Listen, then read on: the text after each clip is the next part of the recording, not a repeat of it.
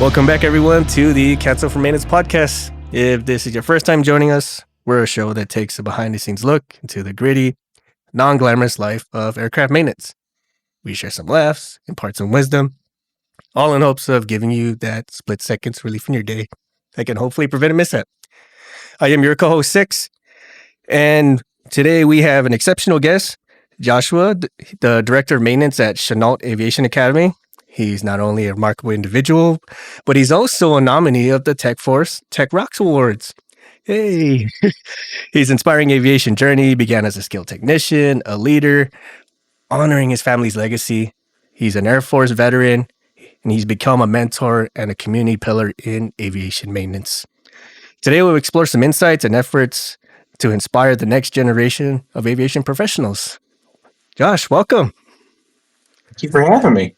Hey, I know it's been a long time coming, and we've had a couple of scheduling snafus, but hey, we're here. Yay. Just a couple.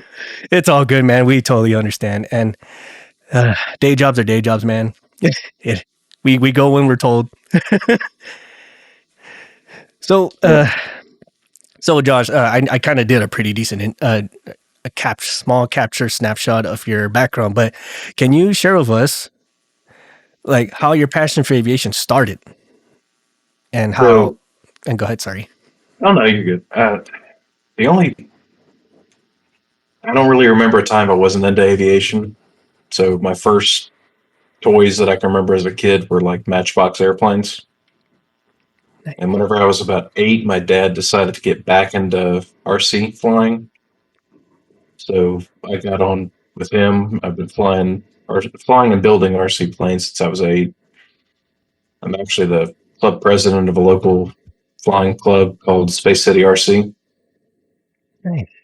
But got out of high school, went to the Air Force. I was a C5 crew chief at the isochronal inspection dock in Dover. Nice. Got out and no, you're good. Go ahead. Sorry. I got out and I was not happy in the factory I was working, so I decided to go to A&P school. Went to A&P school, got my A&P, started working for the flight school I'm at now. I've grown with the flight school. I've got my AA now. I'm the director of maintenance now. We have a 135 charter operation now. We just got approval to start. We're basically 2 weeks away from being certified on our Part 147 A&P school. And we've started doing outside maintenance on customers' aircraft as well. Congratulations on that, by the way. Thank you. And especially getting a certification to be a school, that's a huge deal for anyone else out there that's not familiar with it. Because to be an A&P shop or to be a maintenance shop, there's a whole set of rules and regulations and inspections that you would have to go through, even more so as a school. Because now you're teaching the people to do said stuff on airplanes. And sometimes for some individuals, just that process alone can be a gatekeeper or a showstopper, so to speak.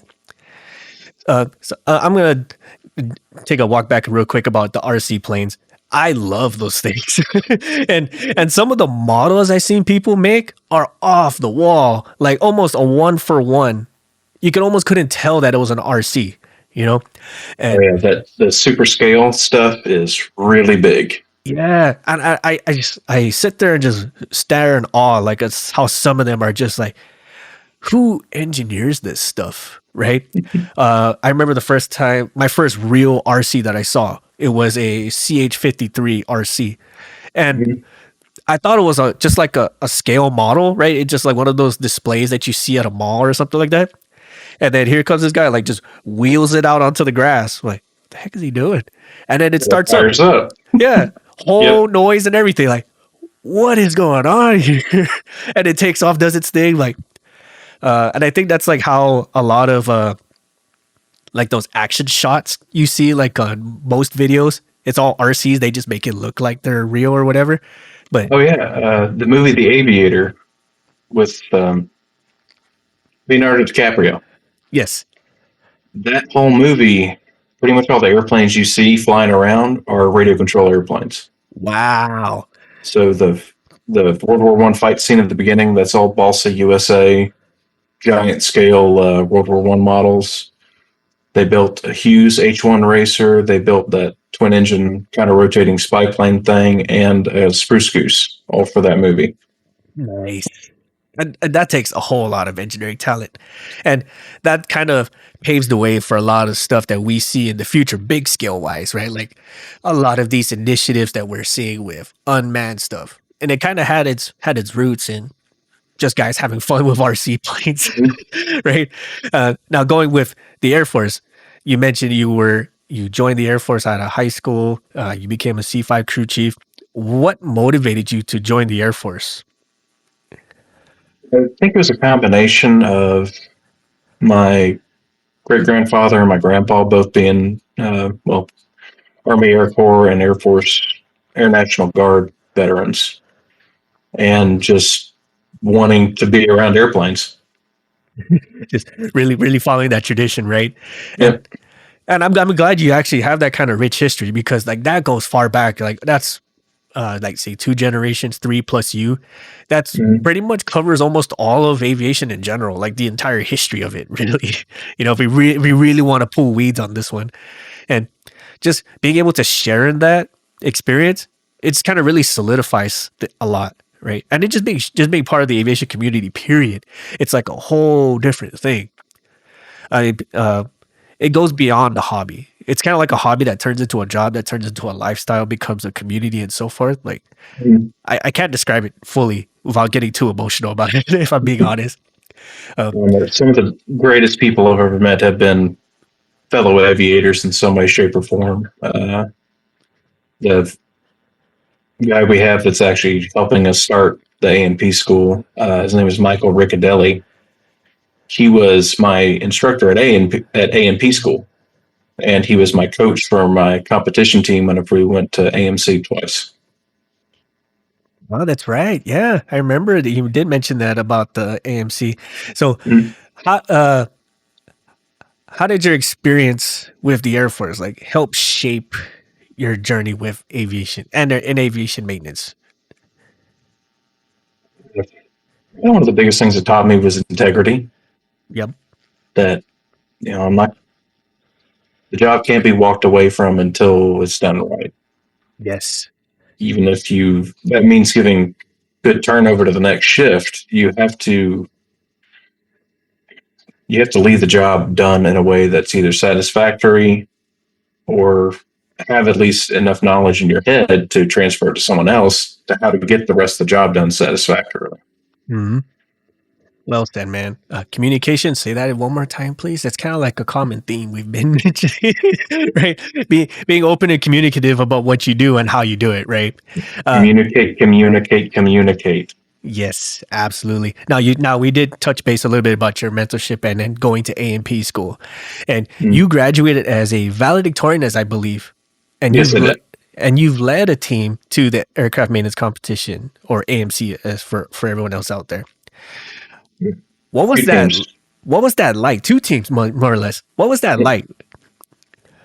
So that was kind of forgetting one of your most important rules about being an aircraft mechanic. To practice it for that competition, you have to learn how to ignore quality and go for speed, and then work your quality back into it. Because the way that competition works is all the events are timed. I have 15 minutes to complete it. The quicker I get it done, the better. Mm-hmm. But for everything that I mess up, it adds on to my time. So if I could finish something in 5 minutes, but I have broken all the rules, I have done everything wrong, there's blood all over the table, well, my time might be 30 minutes for that event. So wait, like people actually do get hurt? like they cut themselves and all that? There's actually a safety wire box now. Yeah. It's a big box that opens up on both sides. You stick your hands inside. It's called the blood box now. Really? Because of how many people have bled because of that thing. See, this is insider knowledge, because we've never actually been at an AMC, although we would love to go to one where they're just be spectators. I think we're a little bit behind the power curve to be actual competitors, but like actually seeing actually seeing that happen. And these are like some of the stories that we don't hear shared. You're like, oh, it's a fun time being here. We're having such a great time networking. And then now you mentioned like, oh, people actually do cut themselves, right? Well, I mean, it's one of the best networking opportunities as a mechanic you can get, because you're not just there with a bunch of airline mechanics. You're not there with a bunch of military mechanics. There's military, there's airline, there's foreign airlines and military. There's other schools. There's GA. There's 145 repair stations. There's even spacecraft companies there. And then the hiring managers for all those companies and all those schools and all those airlines, they're also there and they're watching these students at the same time. Mm-hmm. So I've met like VPs for United, VPs for American. I forgot what his title was, but I've met some higher ups in Australian Airlines before. Nice. Yeah, I'm drinking with the Canadians. It's there you go. you get to rub shoulders with a lot of different people. That is great, and I love the fact that they do that. And amazing for the Aircraft Maintenance Council to put forth that competition in the midst of a expo. What is it, expo or expo? It's the MRO Expo. Yeah, expo convention. I forget the actual term they use, but it's in the midst of a convention, which is huge. So again, to you're saying, right, like besides the competition of meeting your peers and mentors alike, you're also dealing with the ones who could potentially be the future of where you actually want to go. So those listening out there, hint, hint, it might be good for you to go visit, if not compete, if you guys are actually able to compete. And if you're an A&P school, tell your campus directors that next year you need to have an ANC team. Yes. It is the most fun and the most exposure your school will ever get. Yes. And actually, now that you mentioned that, we have seen an uptick of schools fundraising to get sent to the AMC. Mm-hmm. There were at least 3 that we knew of that were like crowdfunding or fundraising, like doing car washes and bake sales and all kinds of craziness. Yeah. Some have a little bit more pull. They get some sponsorships or whatever, but the fact is they're trying to send people there. And I think that's a huge motivator for new people coming in is, hey, not just be good at what you do. Let's see how good you stack up. Some people are just like that. Like they like being judged in that way. Well, it's the competitive spirit. Sometimes people, may not think that they're good at anything until they actually go to compete and they realize, okay, I'm a student and we just broke a record for an event that we're competing with airline guys against, Right, exactly. Or like, you get, sometimes you get a little bit of imposter syndrome with your skill set, right? Mm-hmm. I'm not that good. I'm not that fast. And then when you do it in competition level, right, you really kind of let that sink in. Like the safety wire, for instance. I mean, I could practice safety wire all day long and I can still suck at it to some extent, right? But then when you go into a competition field and you see other people struggling, that kind of validates you, right? Like, okay, I'm not the only one. This is not a me problem. This is a everyone across the board struggle point, right? And then also, like, say you find someone who's actually good or decent. Now you have the chance to pick their brain. How do you do this? How does this? What's the tricks of the trade? What am I missing, right? And I think also with competition, in any type of competition, that's where the innovation breeds, right?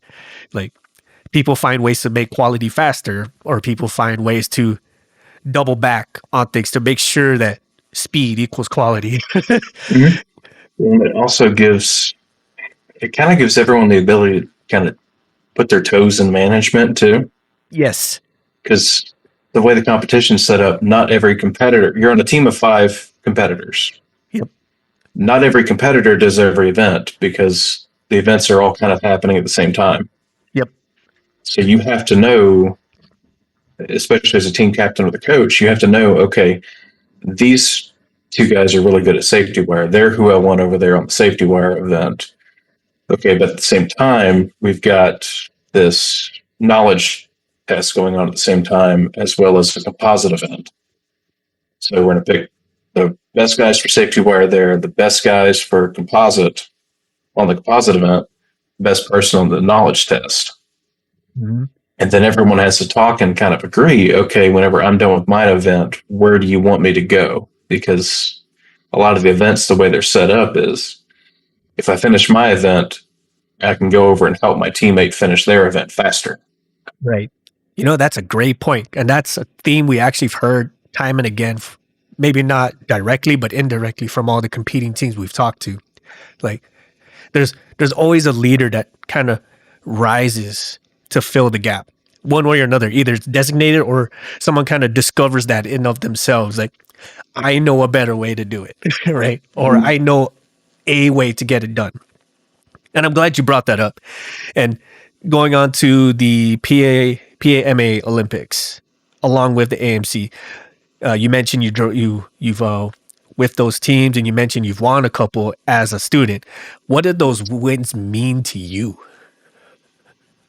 So that was kind of what we talked about earlier, validating my own skill set.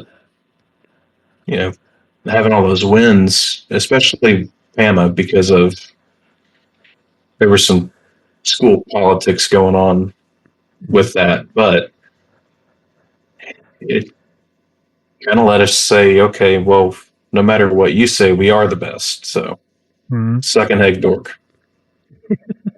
Yes.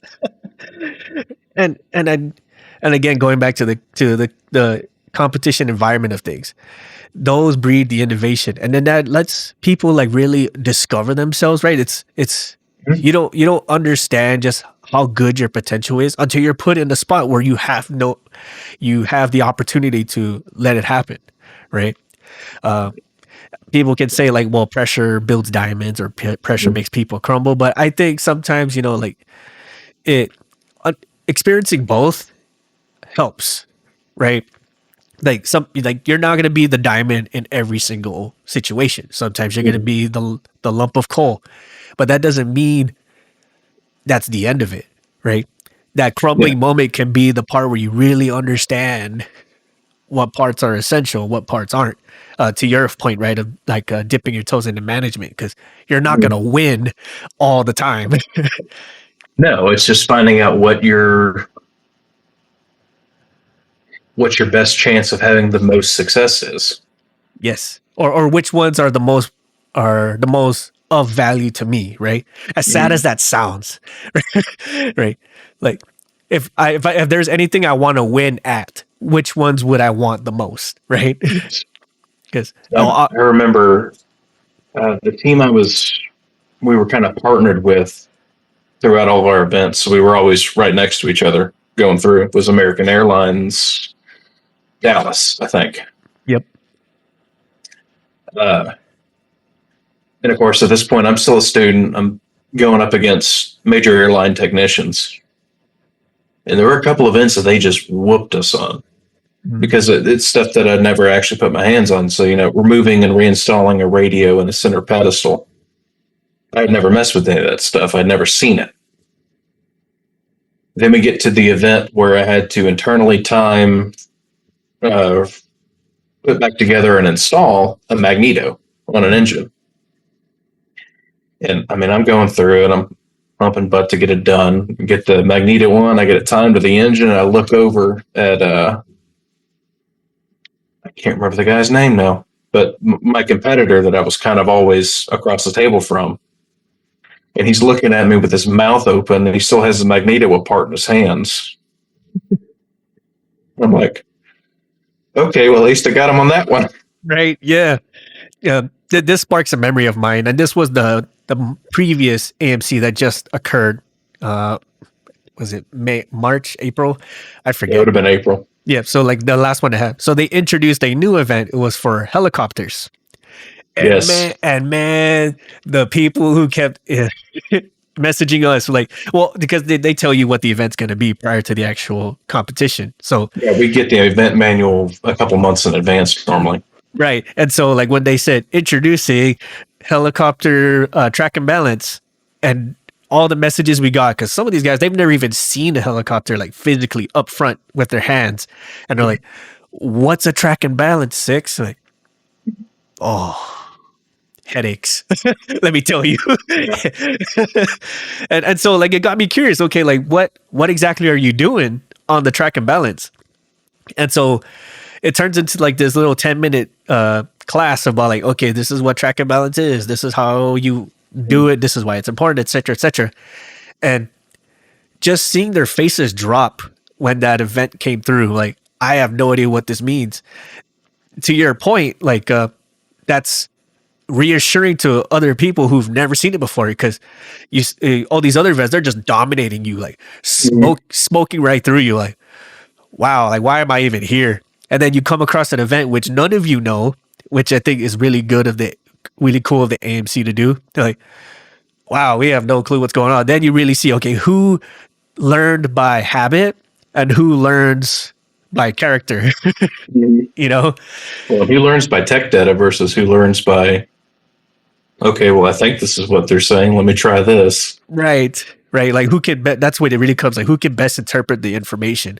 And I think that's indicative of a skill that every aircraft mechanic in every field, in every climate place needs to be good at. It's not so much like be able to see with your fingers, but be able to understand what you're doing and why it's critical or why it's important, and then interpret the information that's ahead of you.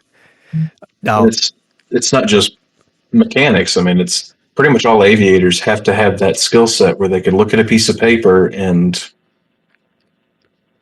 get the closest thing to what either the engineer or the FAA or the manufacturer of the aircraft were trying to say. yes, exactly. And to everyone's point out there, I'm trying to forethink what everyone's saying. Like, you would have a piece of paper, and then you'll have 4 to 5 individuals with 5 different interpretations of that piece of paper. You hope it's less than the amount of people that look at it, but I've actually had the same situation happen where I end up with 1 or 2 people that have multiple interpretations of the same piece of paper. Right. So there's that challenge. Now, you mentioned with interpreting what the FAA says, you are now having a Part 147 school, director of maintenance and whatnot. Can you describe that transition from being a student to being at a Part 147 school to being a director of maintenance? Like, what was that challenge like? Honestly, the biggest challenge for me was, without any managerial classes, managerial experience, having to gain it quickly. Because it wasn't just becoming a DOM of the flight school, it's becoming the DOM of the flight school who now has a 135 operation, who's now starting a 147 school, who's now doing outside maintenance. And it's, I guess, 2 skills I've really learned is how to manage my people to have things done in the most efficient way possible. Mm-hmm. And then not get overwhelmed with my own stress and imposter syndrome, you know? Right. And that's a challenge for every leader at every level, really. And I'm glad you mentioned the imposter syndrome, because there are times where, when we're in charge of anything, not so much like a director, but just be in charge of anything, there's always that nugget of doubt just sitting in your brain, right?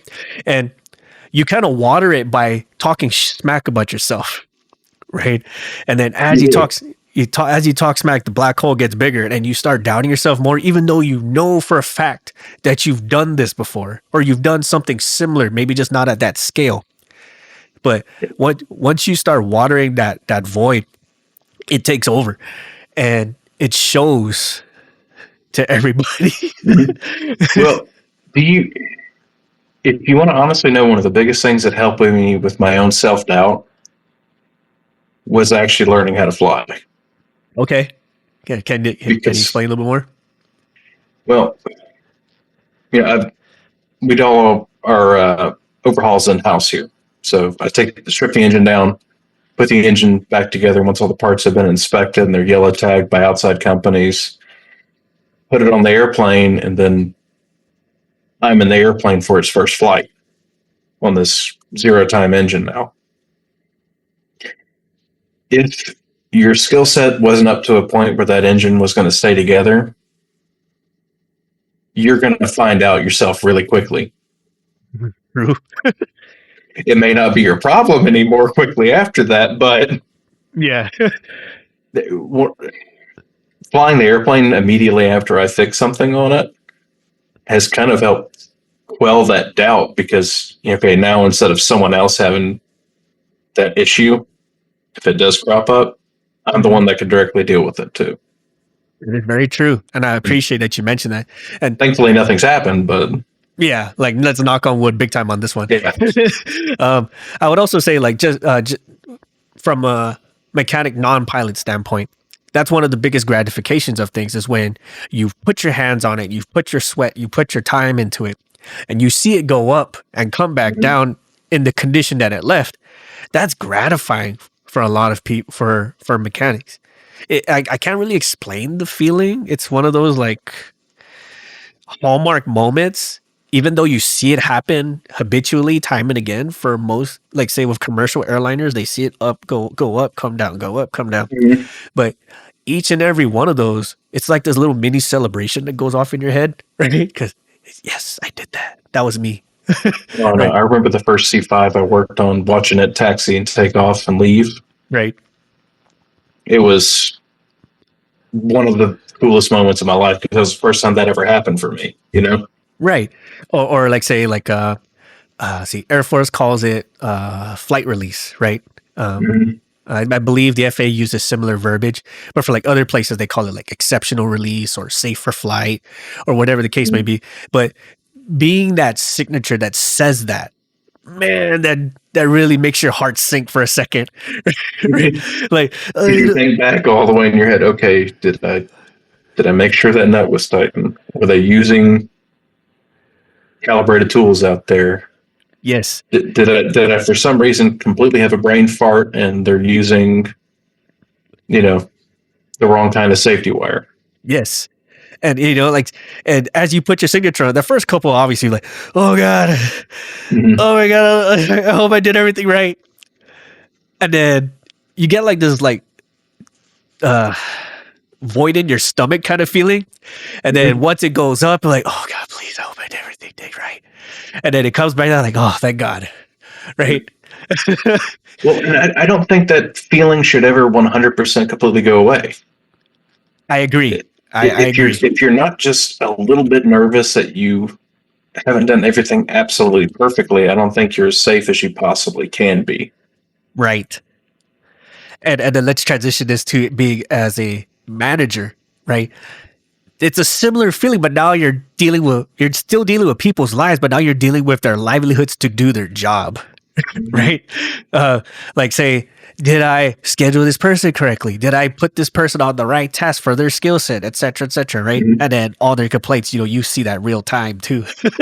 Well, and okay, I know this one person is really good at this one task, but this person, this other guy, he hasn't done it ever. Yes. Should I go ahead and throw him on it and let him get some training on it? Yes. Yeah, do I have the time in the schedule to let this job take twice as long as it should so they can be trained? Yes.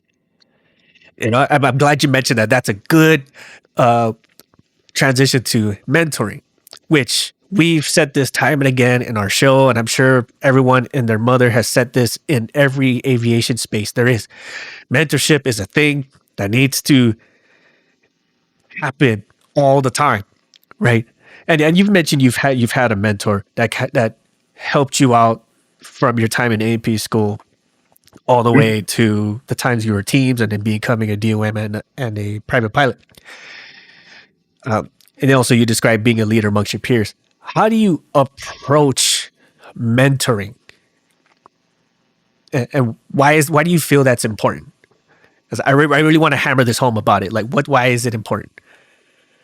I think it's important because, to me, a true mentor doesn't try to be, in that moment, a boss or an authority figure. A true mentor will try to get down on the same level as the person that they're teaching and teach it in a way that's simple but also respectful. Yes. Because I can make the learning completely incomprehensible if I use too many technical terms and I make it too complicated. But if I baby it down too much too, then they're going to feel like, okay, well, he's just talking down to me, and then they're going to lose interest anyway. Yes. So I think finding that balancing point and not being, the other part is not being one of those guys that, I'm going to teach you how to do it, and then completely leaves out every tip or trick they've learned over the past to get it done either more efficiently or without, one of the big things for us is master cylinders on our brake system. Yep. They're notorious if you do it wrong for shooting parts across the hangar under spring tension. Mm-hmm. And I try to tell the guys, okay, this is what I've figured out works really well to hold all this stuff in place by using, a piece of melamine that I've drilled holes in and the bench vise and stuff like that. This reminds me of what MVP affectionately coins the meme monster, right? And what he means by that is like you have those individuals who just have to be the button pusher, right? It's all about me, right? And they become like single points of failure, right? Like I don't know, I can't explain fully the mindset behind those because I was never one of them, but I would assume, or I would venture a guess that the reason why they do the meme monster thing, or in your case, like they would hoard the insider knowledge. The old timer knowledge. Right. Is because it's job security for them, or it's knowledge security. If I'm the only one who knows, then everyone's going to come to me. And I've seen this work both ways. I've seen it where like, okay, fine, you're the meme monster, you're the one who has to push the button. So they'll come to that stopping point and they'll just leave it up to that person. Like, whatever, bro, like go ahead, push your button, do your thing, right? It's as insignificant or as critical as it is, go ahead, push the button, whatever. Yeah. But I've seen it work against their favor, which is what majority of aviation is trending towards. If you're the meme monster, they'll just write you out of it. Right? If we have to come to one single person to push a button or to have that insider knowledge, we're just going to rewrite everything. So we just bypass you. Right? And, I was always taught that you don't train somebody to be your apprentice. You don't train somebody to stay below you. You train somebody to take your job. That way you can keep moving up. Yes. You know? Yes. Absolutely. And I think this kind of goes into another point that myself and MVP have been harping on is you gotta be the person that understands that the individual that you're mentoring or teaching or just giving advice to has the capability to solve the problem themselves, right? And most people do, like, unless like they're like green, like zero knowledge, infant status, which is next to nobody nowadays, even though they may come off as that way. You kind of have to posit the question to them in a way that makes them turn the wheels themselves. And I think that's the biggest skill set that a mentor should have. And I'm 100% positive that every aircraft mechanic and every aviation specialist has this ability. They just never gave it a chance, right? Because what happened, like you said, with the competition, that's a good example. We want speed. We want it done now. So what ends up happening is we stick the experienced guy with the not so experienced person, and we say, get it done. What ends up happening is like, all right, for the sake of things, I'm going to do it. And then I'm going to tell you how I did it after the fact, right? Yeah, and then there's really no knowledge moving in any direction at that point. Right. Or like the less experienced individual does like menial tasks, right?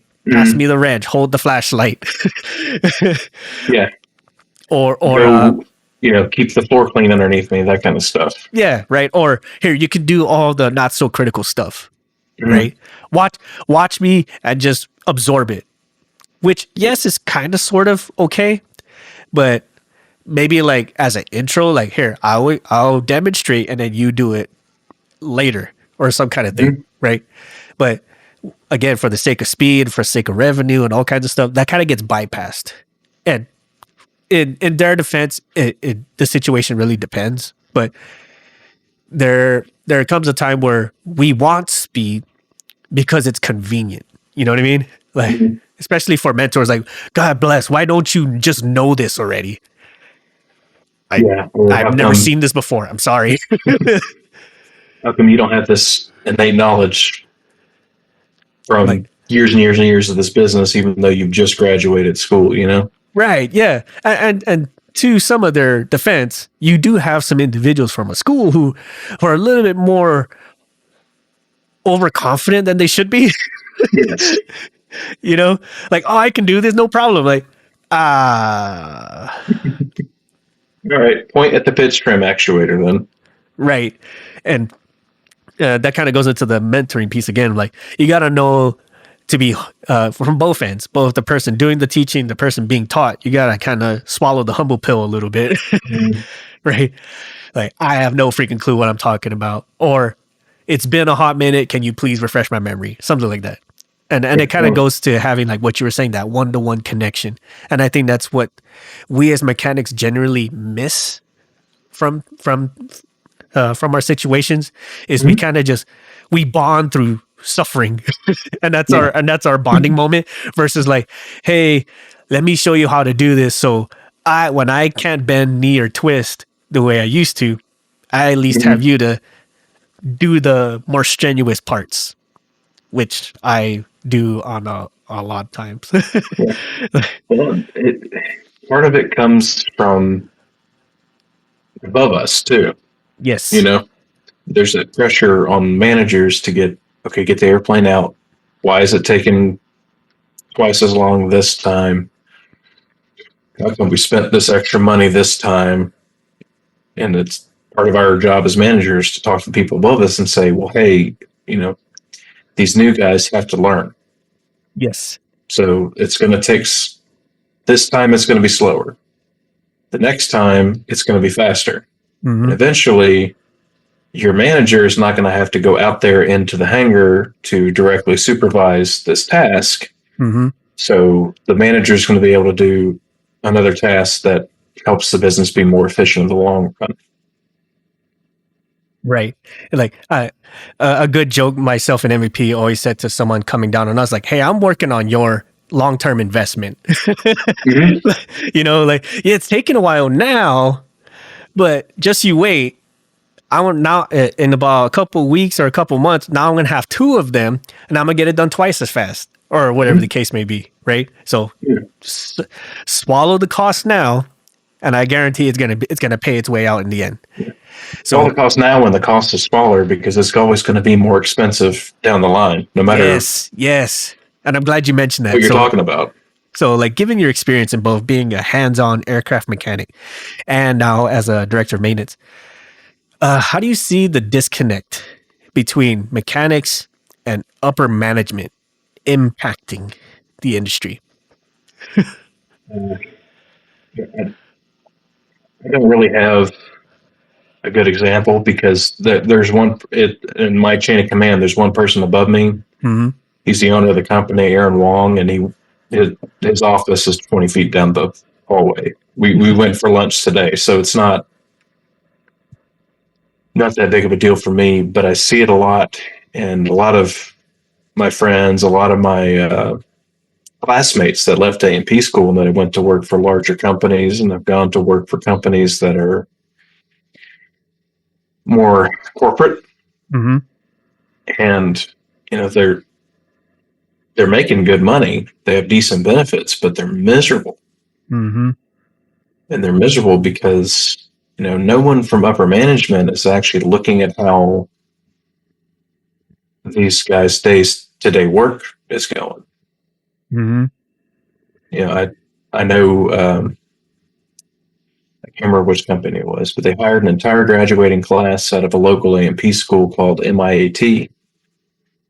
And they all went to Seattle. They all went on night shift. They all went on the 7-hour shifts. or 7-day a week shifts. And it's like human factors 101 says, okay, you can't take somebody that's probably gone straight from high school to A&P school, has never really worked an industrial job, put them on night shift in a rainy city where they don't have any friends, don't have any family, and then make them work 7 days a week. There's no way that's going to happen without mistakes happening. Right. You know? And I'm glad that you mentioned that too, especially with the weather piece, because there was a study done like in the early 90s. There was this one aviation organization, I can't remember which one it was, but they had a huge spike in suicidal ideations. And they were like, why?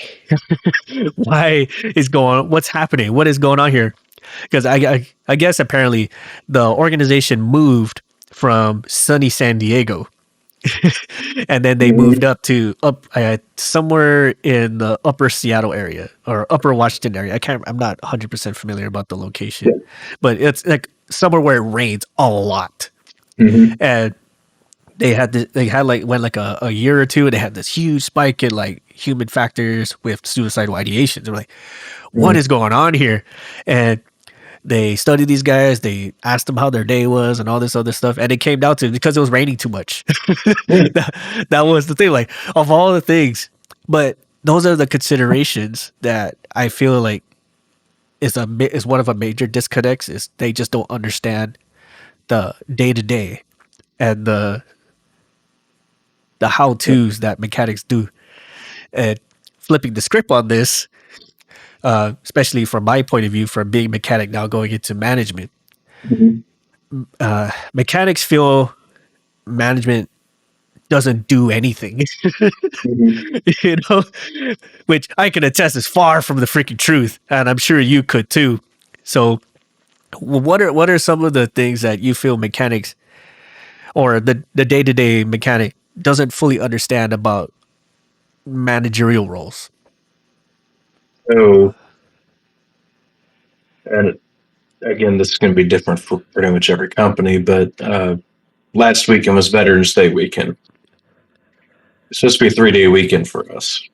It'll turn into a 2-day weekend for me with phone calls both Sunday and Monday. So I got a phone call Friday night that I had to come up to work and bleed the brakes on an airplane. By the time I left, I had bled the brakes twice. I had a student throw up on an airplane, and the CFI basically tore up the door handle trying to get out of it. And then we had an airplane have a flat tire on the runway. So it went from me having a 3-day weekend to Saturday, okay, I got to go in for like 4 hours and get these brakes bled, to I basically worked an 8-hour shift on Saturday. Sunday rolls around, I'm getting phone calls constantly about the job. Monday rolls around, I'm getting phone calls constantly about the job. And I show up to work on Tuesday, and it's like, man, I don't even feel like I got a weekend. Right. So how do you feel like we can help bridge the gap between the misunderstandings that management have and the misunderstandings that aircraft mechanics or aviation specialists have? It's kind of, I don't know if you could see behind me, I have my office door shut and locked, but that is pretty much never the case. That door is always open, and I've kind of made it a point, I don't sit in this chair for any longer than 2 hours unless I really have something that I have to knock out. Right. I'll go out, walk around, see what everybody's doing, see how the work's going, ask them if they need anything. I make sure I'm present out in the hangar. And I also try to make sure that if there's something that I know I could help with, if I've got the time, I can step away from my computer. I'll go out there and help on the airplane. Absolutely. I love that. And to all mechanics out there, like, just because the boss is on the floor doesn't mean that he's going to task you with stuff. Because, yes, we've all been there. They're like, oh, shit, here they come micromanaging again, which in some cases, yes. But I think that micromanaging, half the time is misunderstood. Like, I'm going to task you to do stuff. which it may or may not be. Sometimes I just want to see like, hey, did you take your lunch today? Or what's stopping you from doing the things you need to do, right? Yeah. And then the other half is kind of sort of, like, hey, man, I need you to do me a solid. But I think it also depends on your approach too, right? Well, it depends what kind of culture you're trying to set up too. Yes, thank you. So, like, come 3:00 on a Friday, all my guys are kind of just sitting around a toolbox talking. I'm not going to tell them to get back to work. I'm going to go outside and make sure everything that was actually needed to get done that week has gotten done, and then be like, sit down and talk with them. Right. Like being empathetic to the day to day, right? Mm-hmm. Well, weird. Fostering some kind of camaraderie, some kind of connection between them. Weird. But I appreciate the fact that you mentioned that and you practice that for yourself, especially coming from the guys on the line. And you still kind of do. And I think that's a major disconnect that a lot of leaders tend to not do. They kind of if they came from the guys who were hands-on and they move up, they kind of sort of forget where they started. And then you have some individuals in some rare cases where they never were, but yet they're in charge of stuff.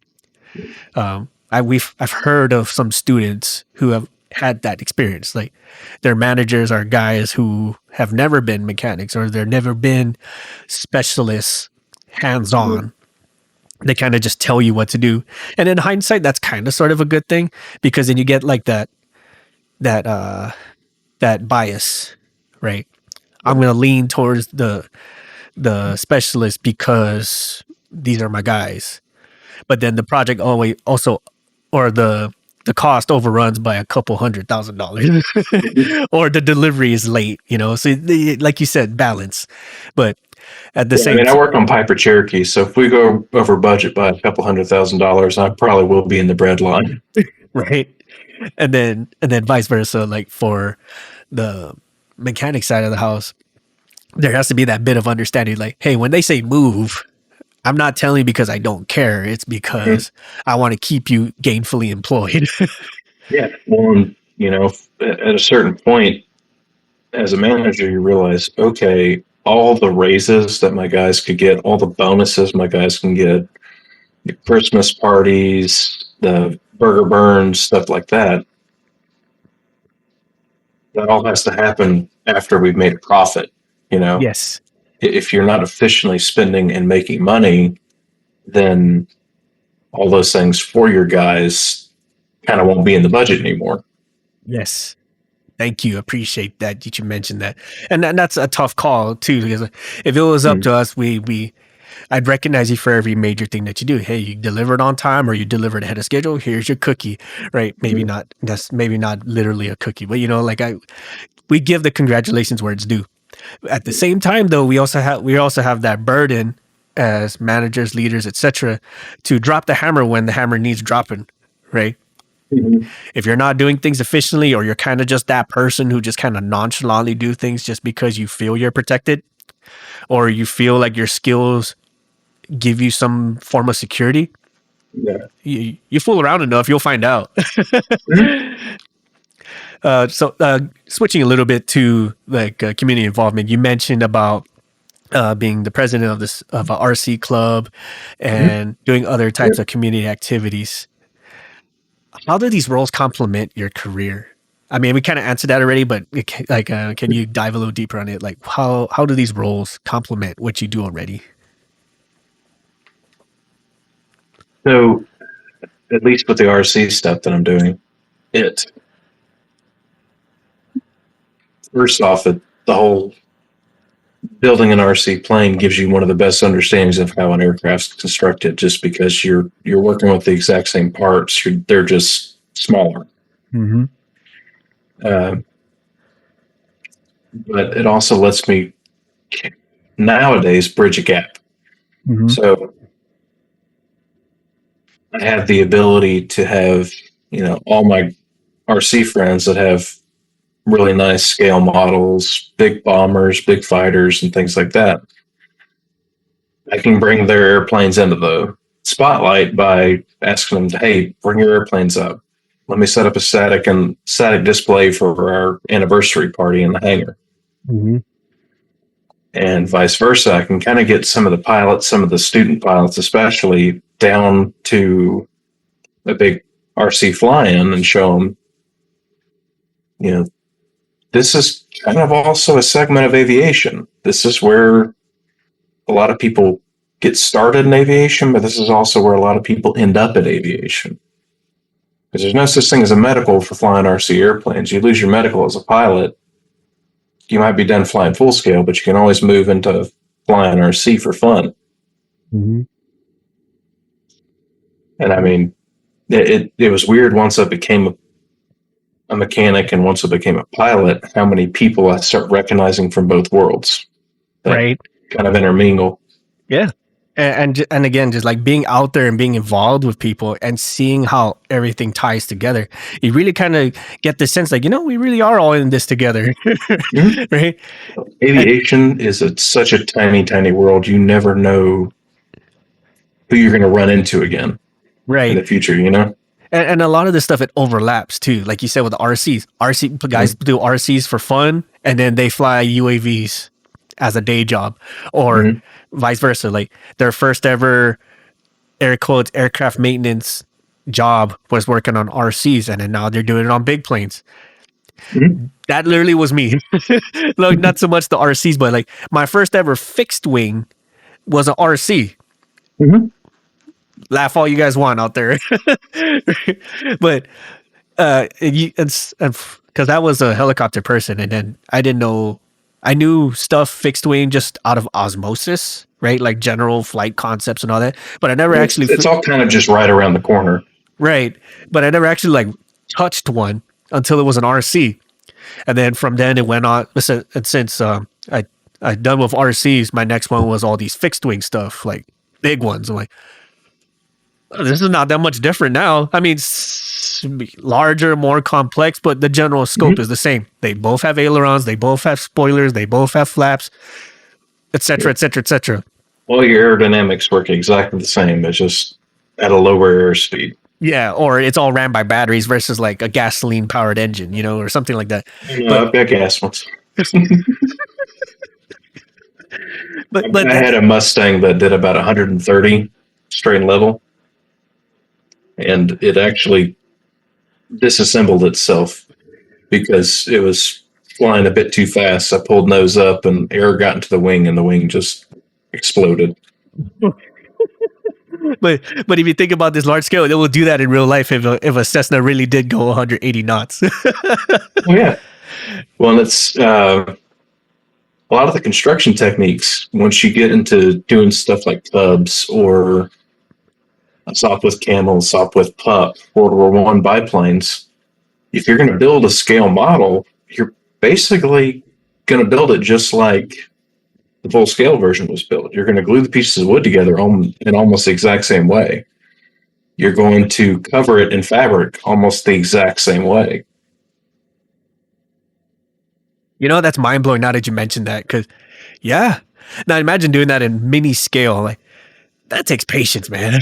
I would say just doing a canvas cover, period, is a whole skill set level that many mechanics don't have anymore. And then taking that miniature, man, my you applause. have to remember too, a lot of these guys, they're older, their hands are arthritic. Yes.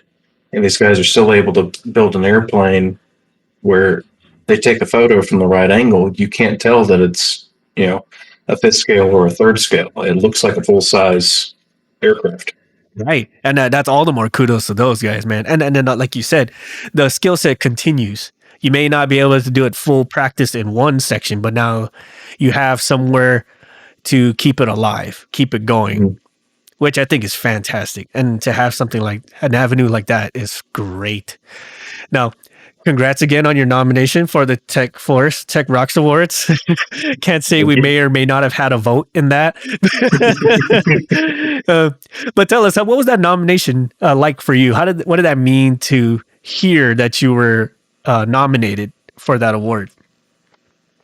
It was awesome. I had never heard of the Tech Rocks Award before Mike nominated me for it. We actually, go ahead. What Sorry. was that? No, go ahead. Well, I'd never heard of it before then. So started reading into it and I was like, okay, yeah, that's cool. I'll put my name in for it. And then all of a sudden I hear back that I was nominated. Right. And we actually got the nomination from your mentor. And we read, they're like, wow, this is really cool. Actually, all the candidates, it was really hard to pick to vote because everyone has done such amazing things. Right. And this is the part that sucks about voting for competitions, because in every sense of the right, everyone deserves it. Like if we could pick a winner for everybody, you all get it. In that kind of case, yes. But we're here, there can only be one. It's like the Highlander, there can only be one. So who's gonna be the one? I'm like, man. But just being able to be in that run, that says a lot, right? That was amazing. I was super honored to even be in the run, let alone be a finalist, you know? Right. And, to be nominated in the first place, hey, I nominated you for one. Like, thanks, man. We're really tugging the heartstrings right here. and then just like letting that sit with you, like, wow, somebody nominated me for an award. That's wild. Like, the imposter syndrome kind of sits for a bit. I'm sure it does, It's one thing my wife gets on to me all the time about. She's like, will you just accept the praise, please? Yes. I get the same thing. Like, you talk down on yourself too much. Like, well, I'm sorry. Like, I've been talked down my whole aviation career as a mechanic. So it's just weird to not get that. I'll fill the void myself. I'll show you I'll show you for telling me I'm good at stuff. I call it reverse gaslighting. It's where you try to convince other people you're a piece of shit. Yes, right. That's terrible, but that's kind of how we are as mechs, and we have to really break that mindset. So, how do you hope to leverage this recognition to inspire others? I mean, first of all, now that I know about it, I know I can nominate other people for it. Yes, please do that. But I mean, and this is another part of the imposter syndrome. Like, well, I mean, I got nominated, but I didn't really win. So, I mean, can I put it on a resume at that point? And that, I mean, if you're asking my personal opinion, I would say yes. Yeah. But I would also say, like, to your point, like, now like, you're worthy of such recognition, and maybe someone. Now it gives you kind of a scale to say, okay, someone has performed either close to or exceeded this level, right? Well, and it also kind of gives you an example of yourself. Okay, well, it felt really good whenever I was nominated for this. Mm-hmm. Even if I can't nominate all these guys, okay, I need to help boost them up somehow. I need to find something that they're doing to give them that compliment, to give them that boost, to make them feel better about themselves and give them that confidence in their life. Yes. I'm glad you mentioned that, which is sadly not that much for guys in trades. Like with the Tech Rocks Awards with Tech Force, like that's like maybe one of 3 awards that we specifically know of. That's not like organization specific, right? Like with commercial, like say American Airlines or the U.S. Air Force or whatever have you, they have their own internal awards. But besides that, there's really not much else, right? Unless like you get inducted to the National Aviation Hall of Fame, which that can take a lifetime to get. Yep. Which you see that John Guglia finally got inducted? Yes, I did see that. And I'm hoping that more aircraft mechanics get that recognition, get put on that Hall of Fame, because I don't know the full count of how many are aircraft mechanics in that Hall of Fame, but I can almost bet you it's significantly less than everybody else. So for your sakes, to your credit, I congratulate you for even being nominated for this. And thank you. And I especially could applaud you for wanting to give that same level of boost to everyone else around.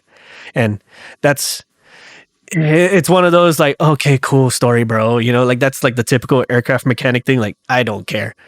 Yeah. But you do when it's you, right? Yeah. Right. You do care whenever, that might be the first compliment you've received about your work in a year, Right. I see you inside crying. You don't gotta cry out loud to me, man. You don't gotta do it in front of me. It's cool. So how do you think this support from your colleagues and your community help influence your nomination in this? Well,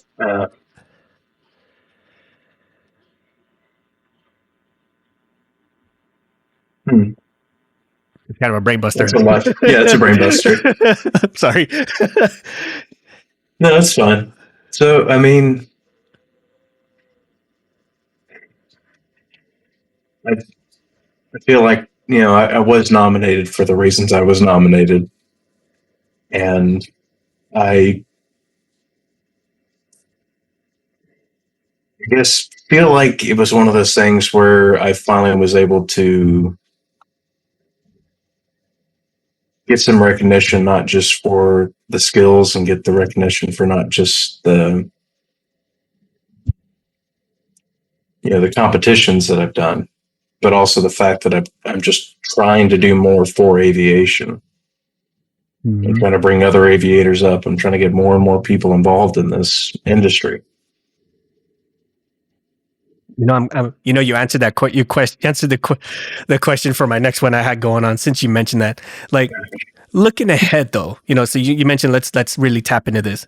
What are your future aspirations with aviation? Like, what do you hope to achieve? Recognition and all that. Besides all that, like, what do you want to happen? I would like to get more and more people in aviation and get more and more people that aviation bug. That just deep-seated want and need to be around this industry. And I feel like I'm really uniquely positioned to do that as, manager position of an A&P school, manager position of a flight school, and then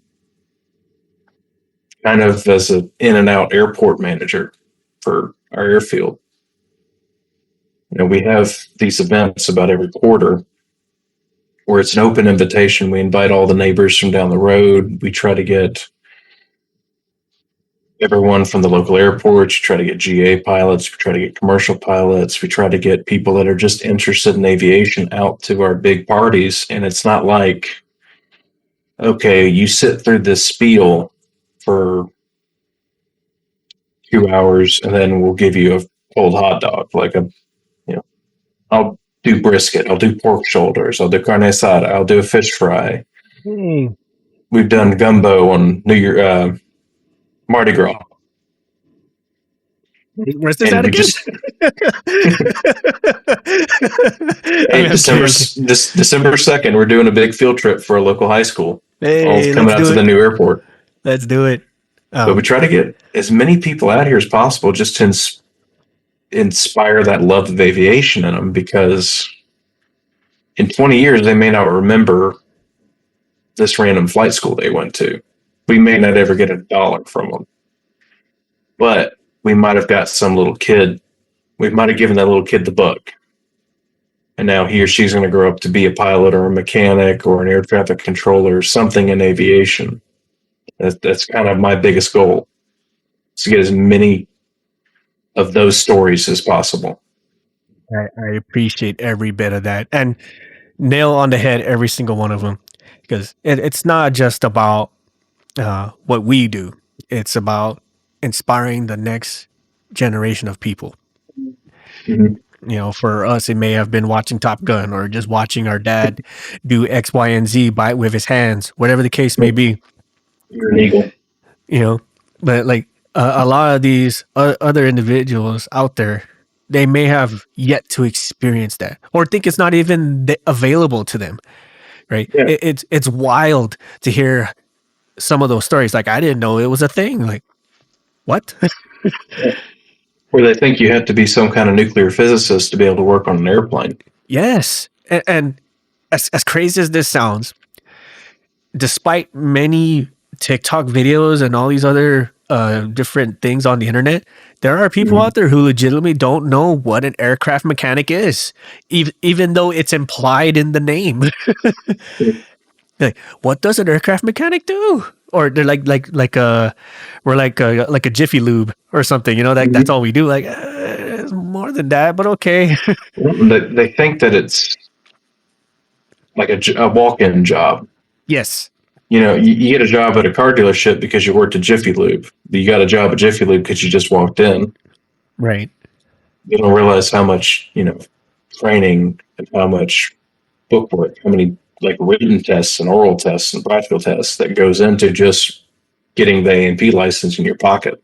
Yes, I fully agree on that. And so lastly, for our one final part, what sort of advice would you give to someone out there who has yet to get the bug or has caught it, but they don't know where to go? My best advice is to go find a little hangar, a little airport somewhere nearby and just hang out and see if you could talk to people. I mean, anyone that's around the Conroe cut and shoot area, look up Chennault Aviation Academy.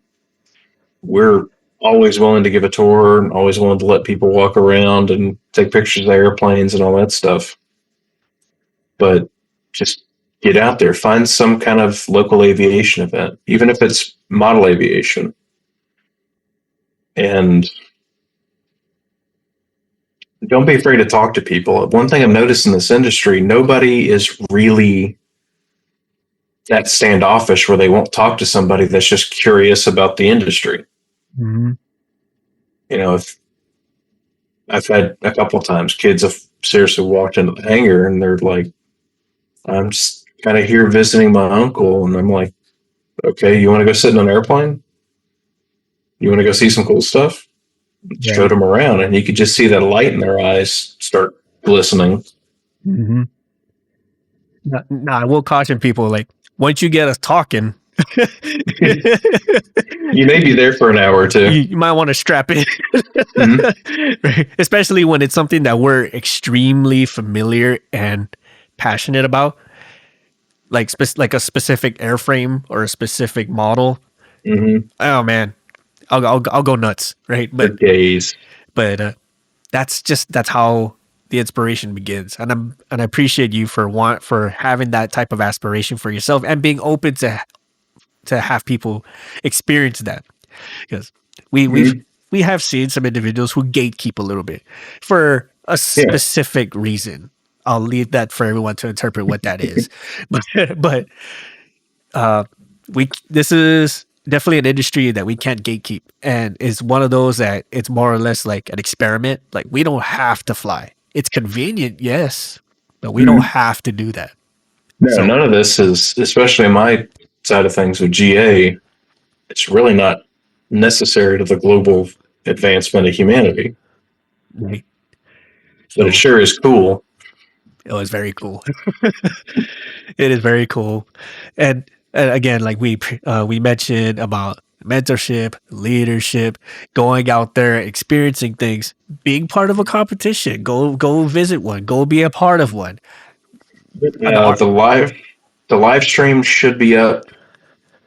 If you Google search aerospace maintenance competition, the live stream should be up, the entire competition, and you can check it out and watch and see what we do. Absolutely. And just like you said, any type of event, something, go to an air show, go to a demonstration. Heck, people like just putting up posters of aircraft that don't fly no more, whatever. That's kind of like how it starts. Like, oh, that looks cool.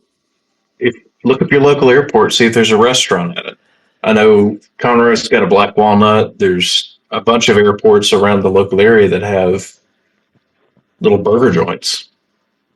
You go grab a hamburger and watch airplanes fly all day if you wanted to. Right.